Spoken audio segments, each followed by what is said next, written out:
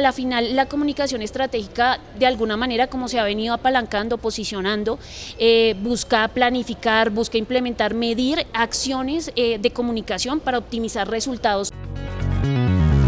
Los datos, las historias, las palabras, la memoria, un recorrido por el mundo, una vuelta por la esfera pública. Mientras el mundo gira en esfera pública, analizamos lo que acontece. Dirige Arturo Rojas.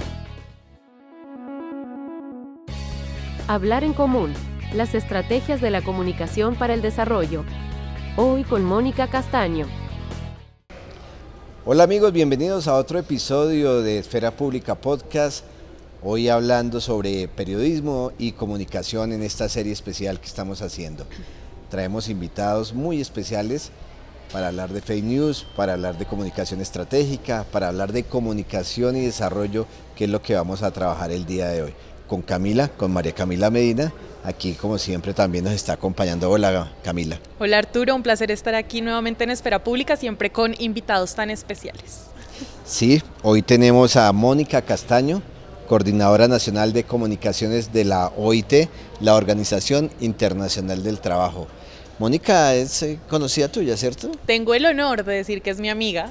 Ave María, es magíster en Innovación Social y Territorio de la Universidad Pontificia Bolivariana, comunicadora social y periodista de la Universidad de La Sabana, con énfasis en formulación y gestión de proyectos de comunicación para el desarrollo. 8 años de experiencia o tal vez un poco más en el sistema nacional, en el sistema de Naciones Unidas, en la ONU, y nos va a contar pues un poco de esa experiencia para conocer acá sobre comunicación y desarrollo, cómo la comunicación ayuda al desarrollo del país. Mónica, bienvenida. Muchas gracias Arturo, María Camila, es un gusto para mí estar en Esfera Pública. Bueno Mónica, comunicación para el desarrollo, ¿qué es eso? Bueno, en primera instancia quiero contarles, hay múltiples definiciones de comunicación para el desarrollo, pero un poco con la que yo me caso y digamos me enamoré y me apasiona de alguna manera es el uso de estas herramientas de la comunicación en pro y a favor de las comunidades. Acá todos tienen una voz, todos tienen un rol y por lo tanto empodera, pero a su vez permite también de alguna manera poner en común, como tú sabrás Arturo, de la comunicación y digamos de su etimología, de dónde viene, poner en común de alguna manera el buen vivir, ¿no? De cómo podemos vivir bien unos y los otros. Ahora, digamos que este aspecto de la comunicación para el desarrollo se ha venido problematizando también por la idea de qué es desarrollo de alguna manera, y la perspectiva latinoamericana ha venido también cambiando ese paradigma, por eso incluso ahorita se habla también de comunicación para el buen vivir, por ejemplo. Entonces, pues básicamente ese es el concepto con el que yo siempre me caso. Algunos hablan también de comunicación para el cambio social. Uno puede decir que es lo mismo o hay algunas diferencias entre esa comunicación para el desarrollo, porque el cambio social también tiene intrínseco un cambio de estructura, ¿no? Exacto. Sí, completamente. De hecho, la comunicación para el cambio social surge desde una perspectiva latinoamericana que busca un poco hacer una crítica a esa idea del desarrollo. Como ustedes saben, casi siempre hemos sido catalogados como países en vías de desarrollo o incluso subdesarrollados, lamentablemente. Digamos que bajo esa perspectiva y bajo esa lógica es que surge la comunicación para el cambio social. Sin embargo, como tú planteas Arturo, también digamos tiene una idea de que hay algo bueno y hay algo malo, ¿no? Y tenemos que virar o cambiar hacia eso. La comunicación para el buen vivir, que últimamente de verdad me ha enamorado muchísimo, es un poco una apuesta desde la perspectiva que vienen apalancando los pueblos indígenas, los pueblos originarios, y decir de alguna manera no hay un modelo único, ¿no? A la final también es este diálogo, el diálogo con la naturaleza, el diálogo con nuestro entorno, el que nos permite también generar otras apuestas y tener a la final calidad de vida, buen vivir, ¿no? Entonces, digamos que por allí hay varios análisis, pero a la final yo sí quisiera, y digamos de alguna manera mi especialidad está en la comunicación para el desarrollo en el sentido de que el desarrollo ha venido cambiando de paradigma y hoy por hoy para las Naciones Unidas, para digamos la organización en la que trabajo, el desarrollo no es ese desarrollo de subdesarrollados y desarrollados, sino de desarrollo sostenible. ¿sí? Y esto es un cambio que vira completamente hacia un desarrollo humano, ¿no? Entonces, pues bueno, por allí dejaría yo la respuesta. Y está muy interesante también que esta comunicación para el buen vivir o para el desarrollo, para el cambio social, también está muy enfocado en llegar a ciertos territorios o a ciertas poblaciones en las que generalmente es difícil acceder, con las que no hay tanta interacción, por decirlo de alguna forma, para poder también transmitir y tener como esa comunicación en doble vía. Podríamos decir entonces, Moni, que la comunicación para el desarrollo también es un acto pedagógico y cómo funciona ahí ese tema. Bueno, yo creo que también parte un poquito de la misma discusión de la primera pregunta y es, de alguna manera, bueno, como lo sabrás también Arturo, María Cami, la pedagogía de alguna manera la problematiza Paulo Freire, él comienza a hablar de esta pedagogía que se co-construye de una educación que es desde las bases, que es dialógica, y desde esa perspectiva sí conecta con la comunicación para el desarrollo, sin embargo dista de alguna manera, y yo diría no es tanto un acto pedagógico sino un acto de empoderamiento. ¿En qué sentido? La comunicación para el desarrollo no tiene expertos ni expertas, o sea, no hay una persona diciéndote hacia dónde ir o, como decía Paulo Freire, de alguna manera, la liberación, cómo lograr la liberación de alguna manera, ¿no? No, en la comunicación para el desarrollo es un diálogo y a la final las soluciones, las perspectivas, todo se genera desde esa construcción de saberes, ¿no? El otro y la persona aparentemente experta están igual como cualquiera de la comunidad, ¿no? Entonces, de allí dista de alguna manera ese escenario. Esa comunicación para el desarrollo, hoy por ejemplo las universidades dan comunicación estratégica, uno la escucha muchísimo. ¿Hay alguna relación entre esa comunicación estratégica y la comunicación para el desarrollo o uno podría pensar que no tiene ninguna relación y que su enfoque, digamos en el mismo sentido del concepto de lo estratégico es diametralmente opuesto al desarrollo? No necesariamente, se los digo desde el punto de vista de, yo he trabajado por mucho tiempo, digamos, dentro de Naciones Unidas para comunicación estratégica, de hecho con Cami nos conocimos en ese escenario, porque a la final la comunicación estratégica de alguna manera como se ha venido apalancando, posicionando, busca planificar, busca implementar, medir acciones de comunicación para optimizar resultados tanto organizacionales, comerciales, políticos. Entonces pongamos un ejemplo, por ejemplo una campaña de marketing, eso es comunicación estratégica, el tema de, por ejemplo, elecciones y comunicación política, ¿no? Cómo posiciono ciertos temas en la agenda pública, también por ejemplo cómo manejo la crisis en las relaciones públicas, por ejemplo, pero a su vez de la comunicación estratégica puede surgir apuestas de comunicación para el desarrollo y nos pasaba de alguna manera en las agencias donde trabajamos, es decir, allí puede surgir desde esa perspectiva la necesidad de hay que apalancar apuestas desde las comunidades, desde las bases para que realmente se apropien los esfuerzos. Entonces, por allí puede surgir y a su vez de la comunicación para el desarrollo también pueden surgir apuestas de comunicación estratégica. Entonces, no necesariamente distan la una de la otra, en efecto sí, son diferentes, son conceptos que tienen objetivos y apuestas diferentes, pero la una puede deberse o apalancar a la otra. De hecho, yo siento que la estrategia, como lo decía Moni, es algo que podemos aplicar a diferentes caminos de comunicación. Al final, la comunicación para el desarrollo y los planes que se armen desde un punto de plan de comunicaciones, desde cualquier punto necesita una estrategia. Pero hablando un poco de la comunicación para el desarrollo y lo que mencionábamos hace un momento, de que también está muy enfocado en esas poblaciones, en esos territorios de difícil acceso, que muy probablemente no tienen estas herramientas, no tienen internet. ¿Cuál es la estrategia justamente o la apuesta de la comunicación para el desarrollo para llegar a esas comunidades y lograr ese empoderamiento del que nos hablabas? Ok, yo quisiera acá mencionar de pronto una iniciativa que a mí me impactó muchísimo conocerla, de verdad que si ustedes la conocen se van a enamorar, se llama el proyecto Kipu, es un proyecto transmedia. Este proyecto surgió porque más o menos entre el 96 y el 2000 el presidente Fujimori promovió un programa de planificación familiar que lo que buscó fue hacer una esterilización de alguna manera masiva de mujeres, sobre todo campesinas, indígenas, y esto lo hizo de manera forzada, no es consentida. decir, nunca fueron, exactamente, nunca fueron informadas de manera apropiada, más encima había unos, digamos, barreras frente idiomáticas de alfabetización, les entregaban, por ejemplo, documentos para que firmaran consentimientos informados, que estaban en español cuando ellas no lo hablaban, y lo paradójico además fue que pues se llevó a cabo esta práctica sobre todo en mujeres, ¿no?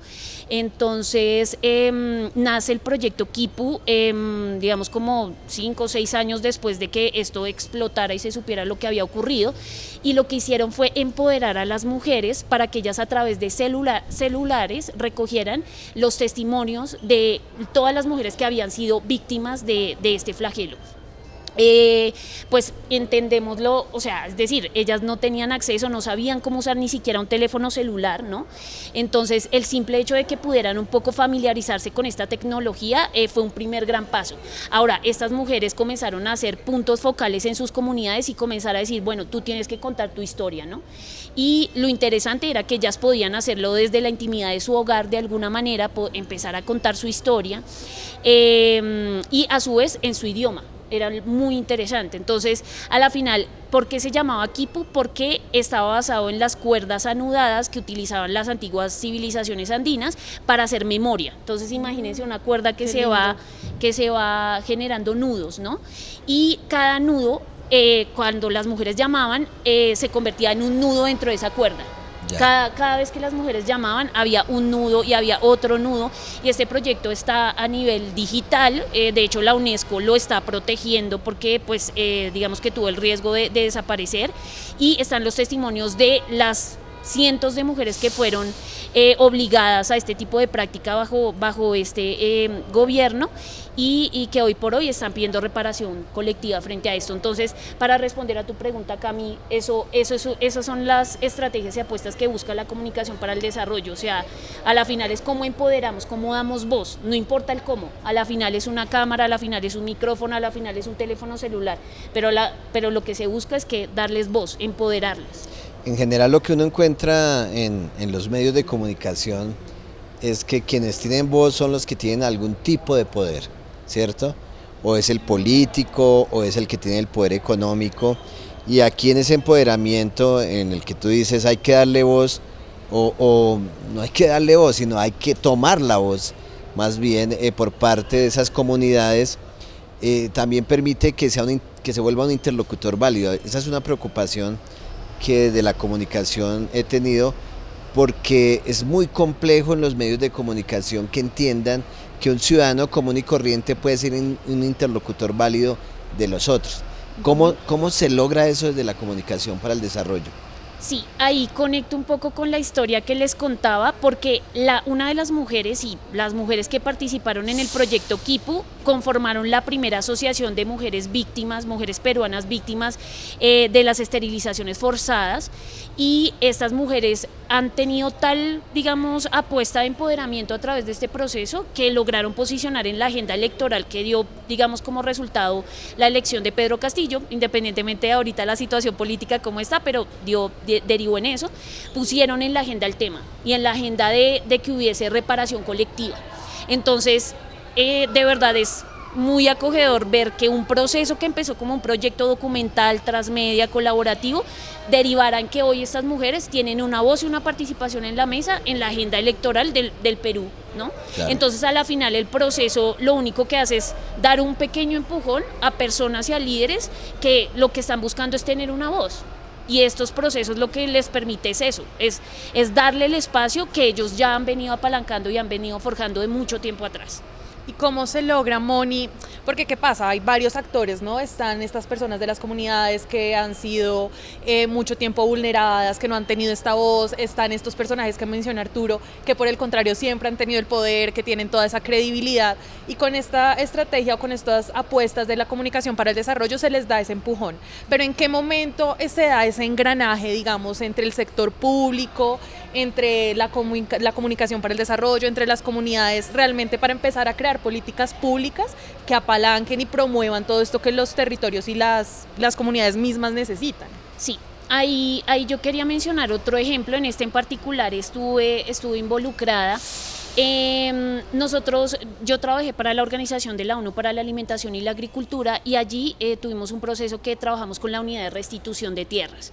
Este proceso buscaba un poquito apalancar proyectos productivos de estas poblaciones que habían sido de alguna manera desplazadas hace mucho tiempo de sus territorios y que retornaban, o sea, el reto de que retornasen y ahora pues qué iban a hacer, ¿no? De alguna manera. Entonces, dentro de ese proyecto, una de las apuestas era en Nariño, en Pasto, las apuestas cuyícolas. Yo creo que con Camilo lo hablamos varias veces en diversas oportunidades y el proyecto de alguna manera, las mismas comunidades dijeron queremos hacer una apuesta de una campaña de consumo del cuy en Nariño, queremos que se aumente el consumo. Además, esta línea productiva tiene una particularidad y es que es prácticamente una apuesta de empoderamiento para mujeres nariñenses. ¿Por qué razón? Porque las mujeres rurales de Nariño ven en el cuy una apuesta, prácticamente su apuesta económica. Quienes manejan el tema de los cuyes y demás son las mujeres. Ahora, bueno, íbamos a hacer una apuesta de implementación y demás de apalancar el consumo del cuy. ¿Y qué hicimos? Con el principio de economía colaborativa de la Gobernación de Nariño, generamos unas apuestas que ellos ya denominaban, ya venían implementando, que eran círculos de colaboración.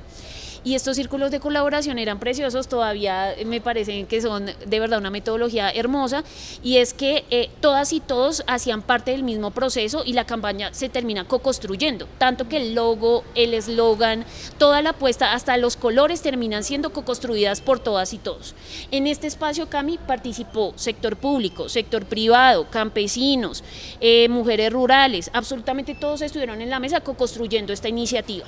A la final no nos importaba que fuera la mejor campaña del mundo, que tuviera la mejor estrategia de mercadeo, nos interesaba ponerlos a conversar, poner en común.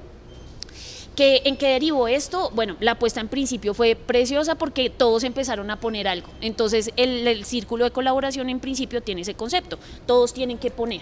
Entonces, el SENA, por ejemplo, empezó a dar capacitaciones, empezó a acompañar con especialidad técnica. También la Gobernación de Nariño puso a disposición todo su equipo de comunicaciones y un diseñador gráfico. Allí también estuvo los mismos asaderos, dieron un food truck, imagínense, wow, para poder apalancar la apuesta. Absolutamente todos tuvieron que ver en el proceso. ¿Qué resultado se obtuvo? Incluso lo pongo más ligado a este punto porque cuando pasó el tema de la pandemia de la COVID-19, si no hubiera sido por la campaña, hoy ustedes le pueden ir a preguntar a ellos, si hubieran quebrado muchos negocios. O sea, la campaña permitió apalancar esas apuestas y visibilizar lo que estaba ocurriendo y de alguna manera apalancar el consumo del cuy.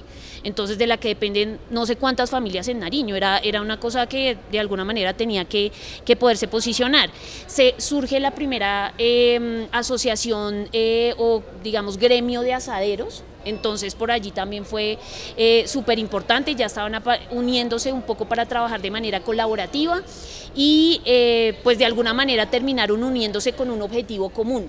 Entonces, para responder a tu pregunta, Cami, eso es lo que busca la comunicación para el desarrollo, poner en común, y todos estos sectores tienen a la final los mismos objetivos. Básicamente la comunicación para el desarrollo lo que busca es poner y brindar esos espacios para que esa comunicación y ese diálogo se den. ¿Sí? Eso es lo que busca, y de esta manera, de alguna manera, esta campaña que se llamó Cuy a toda hora logró ese objetivo. Muy interesante. Ahora, hace un momento fuera de cámaras estábamos hablando del otro proyecto que creo que conoces, que es el de la red de reporteros comunitarios, que con lo que dices me permites pensar en cómo ese trabajo colaborativo, ese trabajo en común que me gusta. Y cuando estábamos preparando pensamos en ese concepto que le decía yo a Camila que me parece tan linda esa palabra en común, porque realmente invita a estar con el otro, ¿cierto? Y en ese proyecto que generó una amiga en común, parece Catalina Gómez, uno encuentra también que el desarrollo se construye en torno a los intereses propios de la comunidad, no es ese desarrollo que nos traen desde afuera y nos dicen esto es el desarrollo, sino cuál es mi interés como comunidad. ¿cierto? En ese caso, en el marco del acuerdo de paz, en este caso, en el marco de las economías que podríamos llamar hoy populares, ¿cierto? Pero quisiera que nos explicaras un poco más sobre esos desarrollos locales, porque no es fácil para nosotros como comunicadores que venimos de las ciudades pensar en eso. ¿Qué es lo que ellos entienden por desarrollo? Sí, ahí Arturo, un poco contarte que en efecto cuando tú vas al territorio te estrellas de alguna manera con una realidad, y es que en efecto estas ideas de desarrollo que tenemos desde las ciudades distan totalmente y diametralmente de lo que ellas y ellos entienden. Incluso trabajando con los propios pueblos indígenas era como problematizar. Yo ahorita trabajo para la Organización Internacional del Trabajo y era problematizar el hecho de que es trabajo decente para las comunidades y para los pueblos, ¿no? Y que es un objetivo en efecto, digamos, global, una apuesta, digamos, de desarrollo a la final, pero a la final para ellos, ¿qué es eso? Entonces, en efecto, digamos, ese reto como de alguna manera se pone o se supera de algún modo dialogando. O sea, no hay de otra forma, o sea, es como estamos hablando, poner ese en común, ese consenso de alguna manera para entender, ok, ¿qué es para ustedes esto? ¿Qué es para ustedes vivir bien? Vuelve y juega, porque a la final todo va para ese mismo propósito. El desarrollo en sí mismo, como fue concebida, como es concebido hoy, el propio desarrollo sostenible lo que busca es calidad de vida, desde nuestra perspectiva y desde la perspectiva occidental, y que para estos pueblos, por ejemplo, es el buen vivir, para las comunidades campesinas puede ser otra apuesta, pero a la final es eso, o sea, sí se encuentra como esas diferencias grandes. Y suena muy lindo, o sea, yo creo que estamos hablando de que nos sentémonos y dialoguemos y el Estado y todos ponemos de nuestra parte y suena hermoso, pero tú llevas trabajando mucho tiempo en Naciones Unidas, que además viene con unos lineamientos, por decirlo de alguna forma, internacional. ¿Cómo bajar esa visión, digamos, de Naciones Unidas, de lo que es el desarrollo y demás, desde una visión internacional a algo muy particular, a algo muy local? Porque sabemos, y con lo que nos cuentas, pues claramente son visiones diferentes de lo que es el desarrollo, de lo que es trabajo decente. De hecho, lo vivimos en un proyecto en común con trabajadoras domésticas. ¿Cómo ha sido real?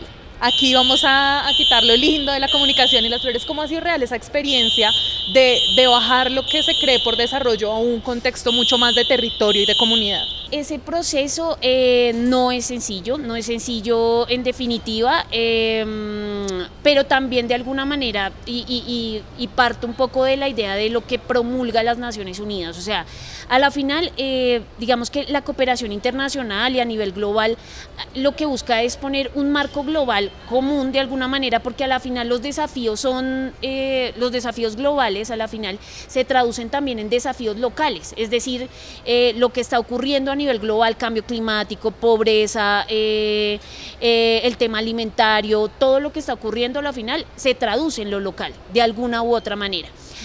Ahora bien, digamos, las Naciones Unidas se basan principalmente en una agenda, la Agenda 2030 para el Desarrollo Sostenible, y esta agenda plantea 17 objetivos un poco para poder alinear esas apuestas que los países puedan apuntalar hacia ese desarrollo sostenible. Pero en efecto, cuando esto se traduce en los territorios de manera muy puntual, cuando lo hablábamos, por ejemplo, con el tema de trabajo decente, pues vas a encontrar otras realidades, otras perspectivas, y aquí es donde entra la comunicación para el desarrollo. Porque a la final, en su momento cuando surgió todo este concepto, se iba a tratar de inculcar una receta. Entonces el desarrollo es esto, tecnología, tecnificación, tienen que arrasar con todo y comenzar a tecnificar. Y entonces se dan cuenta, no necesariamente es esto. Además, el mismo desarrollo sostenible surge cuando se dan cuenta que el cambio climático era una realidad, que todo estaba de alguna manera, esta explotación insostenible estaba generando consecuencias enormes. Entonces, en ese punto, pues en efecto todo termina en ese escenario de hay que dialogar, y un diálogo de las bases. A la final, esa construcción de las apuestas y de las soluciones de abajo hacia arriba y no de arriba hacia abajo. Ese es el gran paradigma, y yo creo que es algo que ya ha venido y ya tiene súper interiorizada la propia organización en todas sus apuestas. Mónica, pero de todas maneras no es complejo pensar el desarrollo desde espacios tan locales, cuando un país tiene que tener políticas de carácter nacional digamos, para empujar esas políticas hacia algún lado, ¿cierto? Entonces algún país dice, no, nosotros vamos a empujar el desarrollo de nuestro país en algo que está en debate hoy en la minería, o alguien haciendo tecnología, y no es, voy a ponerme en otro papel, no es de abogado del diablo, como dicen, no es difícil que esos desarrollos locales vayan en contravía de un desarrollo de carácter más nacional o globalizado, hasta globalizado. Claro, ahí viene, digamos que todo un debate, y ahí yo creo que también entra en perspectiva de alguna manera esto que ya hablábamos de la comunicación estratégica, por ejemplo, y de hecho, Arturo, que me comentabas ahorita que participaste en todo este proceso con la Agencia de Renovación del Territorio, ellos buscaron también una apuesta de generar estos los PDET, ¿no? Los programas de desarrollo con enfoque territorial, sí. Que de alguna manera casi que eran una apuesta de comunicación para el desarrollo, si lo vemos en sentido estricto, y era ponerlo en clave de política pública, ¿no? Que a la final estas apuestas convirtieran o terminaran sumando a unas apuestas de política mucho más grandes, y vuelve y juega una apuesta de abajo hacia arriba.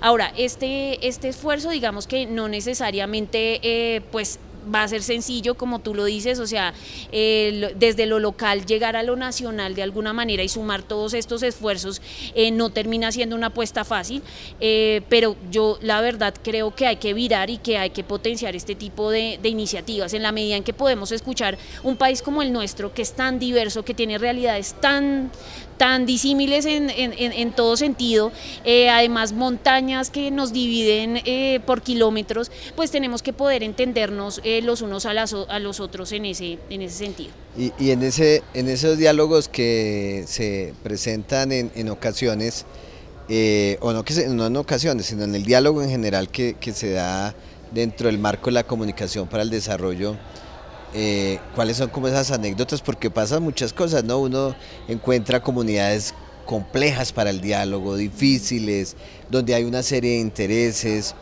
Digamos, ¿alguna anécdota en especial que tengas en ese sentido? Ok, de alguna de las iniciativas que acompañamos, a ver, anécdotas, probablemente quizá en la iniciativa que les contaba en Pasto Nariño, perdón, voy a mencionar mejor otra de las iniciativas que fue en el Valle del Guamués, en Putumayo. Recuerdo que nosotros íbamos a visibilizar una apuesta de una iniciativa social. Bueno, yo la verdad no iba muy clara de qué era lo que se estaba haciendo, y llegamos a la inspección del placer. No sé si alguna vez han escuchado, esto ha sido muy movilizado por el Centro Nacional de Memoria Histórica. Allí ocurrió una de las masacres más cruentas que ha tenido nuestra historia de conflicto armado, y la comunidad se organizó para generar un centro de memoria en la que además surgió todo este proceso porque el padre de la comunidad comenzó a recoger rastros de ese conflicto. Entonces recogía los cascos de las balas, recogía los uniformes de militares, paramilitares, guerrilla, o sea, recogía estas cosas un poco para generar ese rastro de memoria, y generaron este centro de memoria con la comunidad. Y cuando yo llegué, les digo que fue demasiado, o sea, me tocó en absoluto, digamos, toda esta experiencia de alguna manera, porque era la comunidad forjando esta apuesta de tenemos que recordar para vivir, ¿no?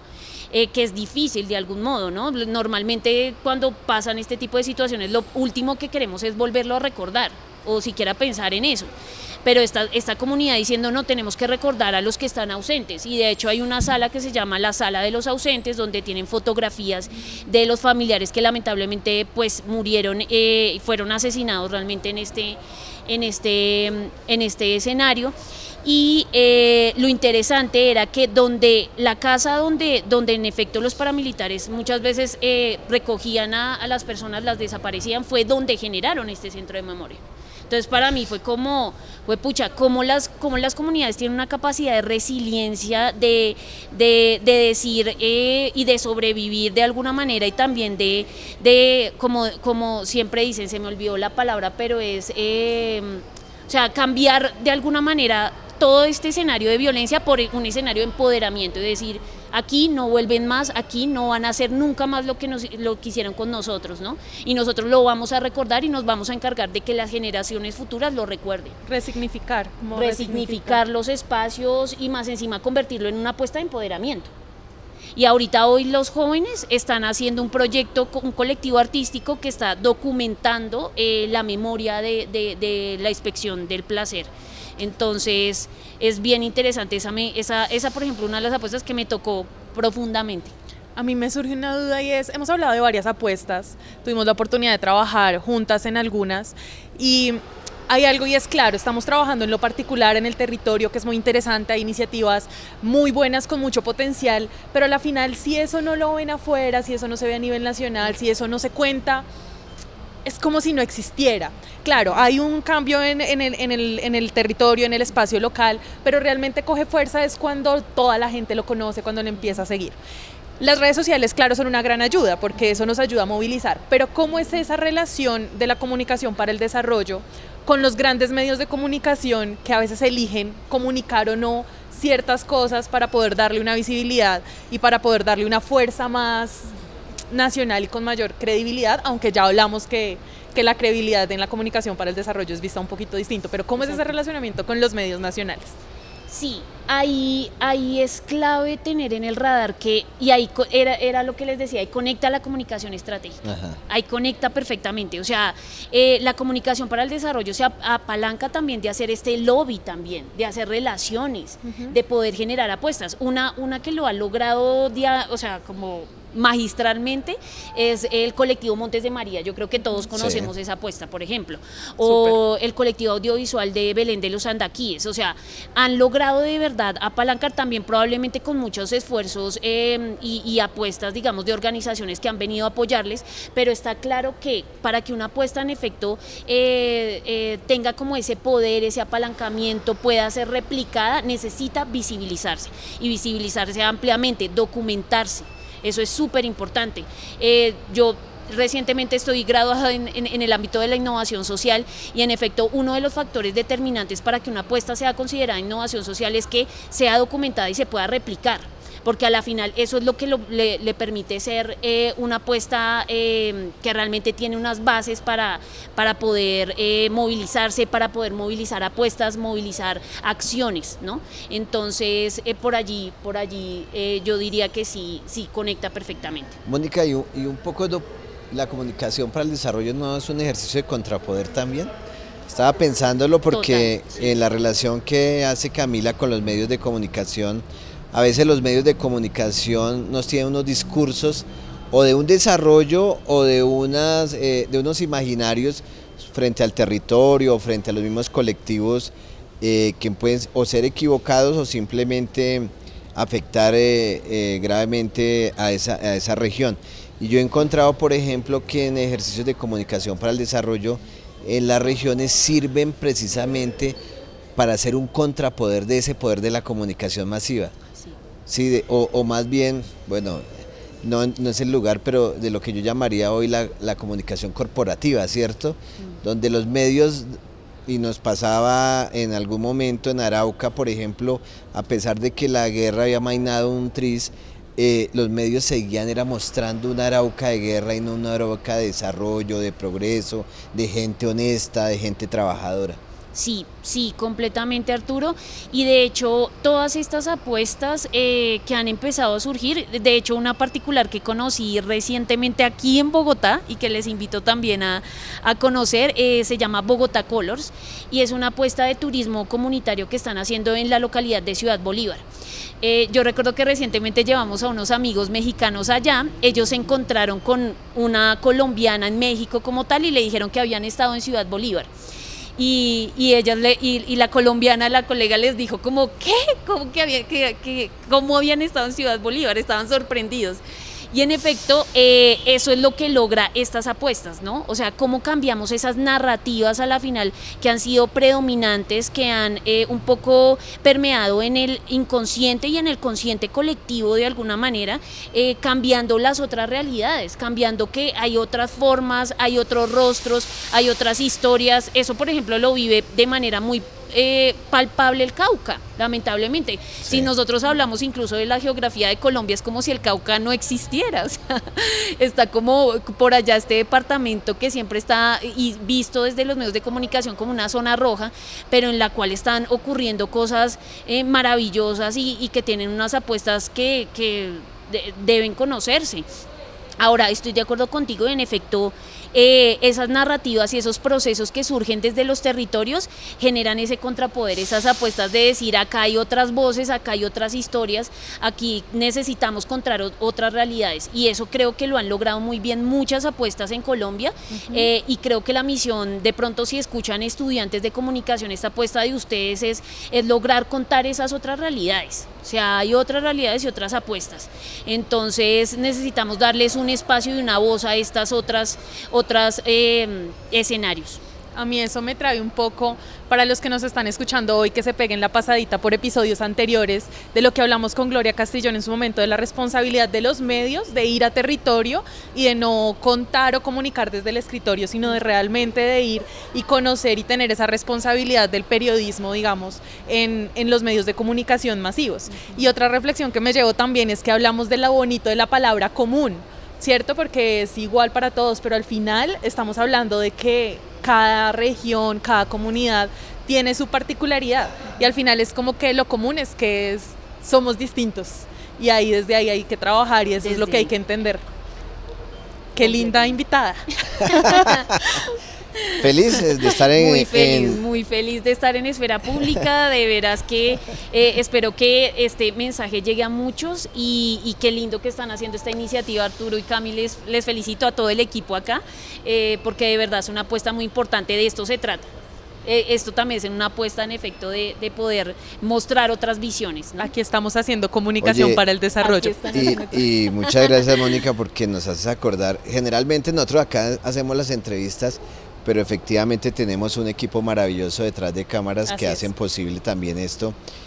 Aprendemos de estas entrevistas, y tenerte aquí pues para nosotros ha sido un gusto inmenso. Muchísimas gracias. Ay, gracias, Arturo, gracias, Cami. Bueno, Camila, nos toca irnos. Lástima. Con esta excelente invitada. Bueno, un abrazo a todos y nos vemos en un próximo episodio de Esfera Pública con más información y con más diálogos sobre periodismo y comunicación. Hasta pronto. Esfera Pública, 180 grados de información y 180 grados de análisis. Mientras el mundo gira, en Esfera Pública analizamos lo que acontece. Has escuchado un producto original de Esfera Pública Podcast, diálogos sobre periodismo y comunicación, bajo la dirección de Arturo Rojas, con el apoyo de Artículo 20 Lab, Laboratorio de Periodismo Digital del Politécnico Gran Colombiano. Periodistas, Arturo Rojas y María Camila Medina. Productora periodística, Catalina Jiménez. Realización audiovisual, Valeria Rativa y Paula Fino.